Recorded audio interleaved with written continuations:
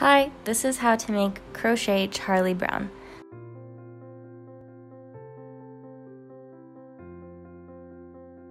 The first thing you'll need is a 4mm hook, a pair of scissors, 2 yellow skeins, a black skein, and then a flesh tone skein.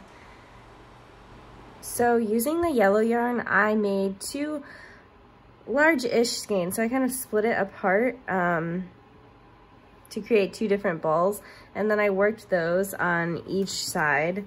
So I had a yellow skein for this side, a yellow skein for that side, and so that's because I didn't want to have to float the yarn across or do tapestry crochet where it's embedded in.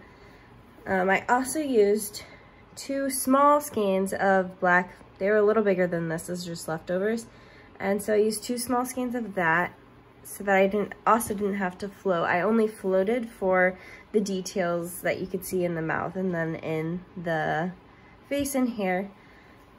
And then I just used 1 skein of the flesh color. You can use any color. I was just trying to match Charlie Brown's skin.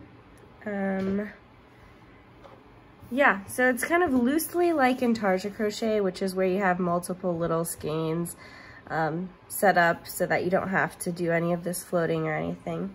Moving on to how to start your foundation chain, the very first thing you're going to do is create a slip knot. So you'll pull that through there like that, and you're going to be chaining 48.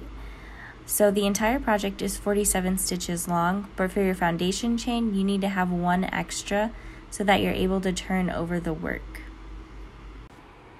So once you've chained 48, you're going to start your first row. So to do this, you count 1 and then 2. You place your hook in the second chain from your hook, and then you're going to single crochet into that space. So then that starts your first row, and that's where you start looking towards the bottom right of the graph. Okay, now I'll show you how to change colors. So in the stitch before the color change occurs, you'll want to pull it up, and then you'll have the 2 on your hook, and this is for single crochet. You'll grab the new color, and then you'll create a slip knot using that color. So once the slip knot is created, you're going to put it onto the hook and then pull it tight, but not too tight. And then you'll pull it through those to finish off the stitch. And then you'll start using the new color. So when you're doing the next stitches, I would go into the stitch, carry the tail from that yarn to try and hide it and weave it in. So then you just do it like that. And then if you need to switch back, here, well, I'll just carry this. You just kind of hold it there. And then, so first I'm going to go in, you have the 2 on your hook, carry it over, and then pull this one to tighten it, pull that, and then you can go into the next stitch. And then once you're in there, I would just try and pull these to make them tighter. The issue with carrying is that you have tension issues, so you need to make sure you're not pulling it too tight so then it kind of bows out like that or anything. But you also don't want it too loose because then it can look messy. But if you use the method I described, which is similar to intarsia, you won't have this issue as much, only for the details of the face. Next, I'm going to show you the 3 pattern options you have for this pattern. So the first one is to use the stitch fiddle link that is in the description. So once you open this link, you'll see this screen here. You'll want to access the progress tracker. So that is in the upper left-hand corner. You'll select File, Progress Tracker, and then it shades all rows except the one you're currently on. So after you complete row 1, you'll go up, you'll be on row 2. And if you're using the written pattern, it says RS and WS, and this is what that is referring to. So if you're on the right side, the numbers here will be odd, and they'll be on the right hand side. If you're on the wrong side, the numbers will be even, and they'll be on the left side. And these just indicate where you should start on the chart. So 1, you'll start here and work right to left. 2, you'll work left to right.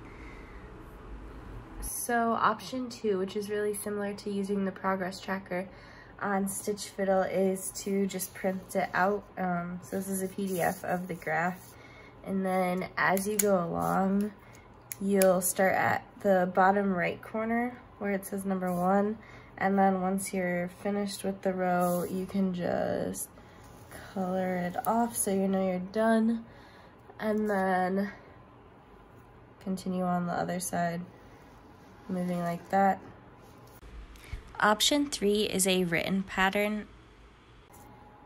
You can see the key here, so Y equals yellow, B equals black, and then F is the flesh color you choose.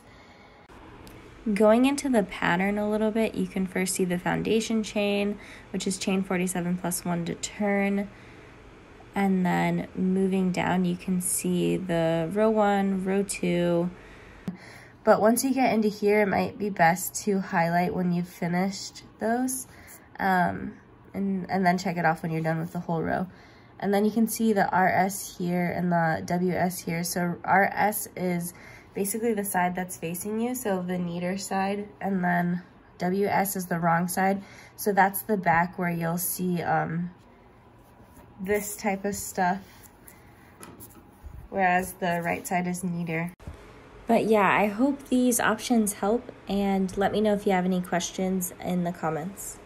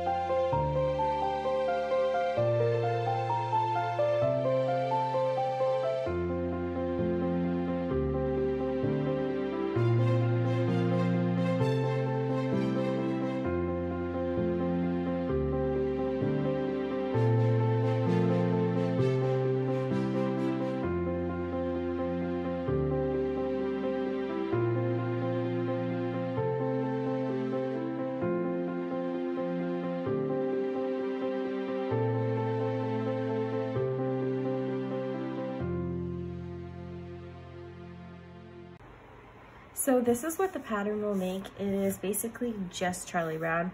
There are a lot of things you can do with this. So you could use this pattern to build it into a sweater. You could turn it into a bag. So I'll show you really quickly how I would turn it into a bag. So I'd flip it upside down. I would act like you're adding in a new color. So create a slip knot, tighten it up on there. And then I would just go into this and as if you're starting, and just begin like that and do the same amount of rows as you had for this part. So I think there were 42, so do 42 rows of straight yellow, and then all you'd need to do is sew the sides together and then create handles and attach them. So another option is to create a banner. And so for this, I would, instead of adding in a color how you'd normally add in a color, I am going to literally tie this here